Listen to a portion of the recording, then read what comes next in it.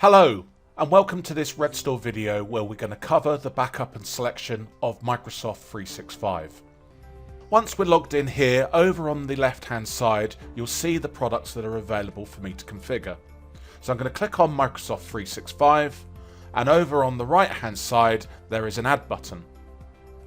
Then I can choose Exchange, OneDrive, SharePoint and Teams. So I'm going to start off with Exchange, and then it's going to ask that it needs permission to access your Microsoft 365 tenant.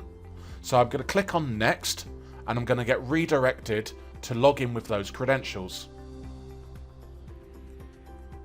There are some terms and conditions that you need to accept. We are going to extract data from Microsoft 365, and of course in a recovery we're going to need to put the data back.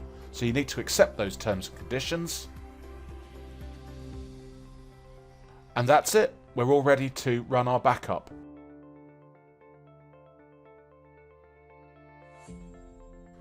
And over on the right hand side there's a button here called Recover. So I'm going to click on Recover. And now I can see all of the departments that I have chosen for backup. In this case, I can see my Adam Cronin user. So in this case, I can either choose the full user's mailbox, which is 2.7 gig, and I can choose a number of dates and times that have been performed.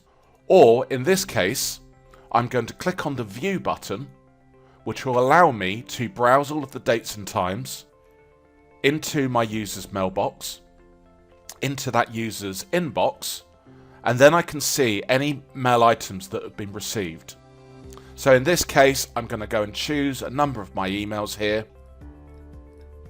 That's fine, and then I'm going to hit the Recover button.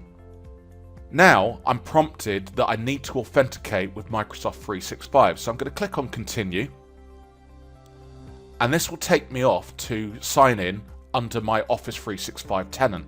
So I'm going to click on Next.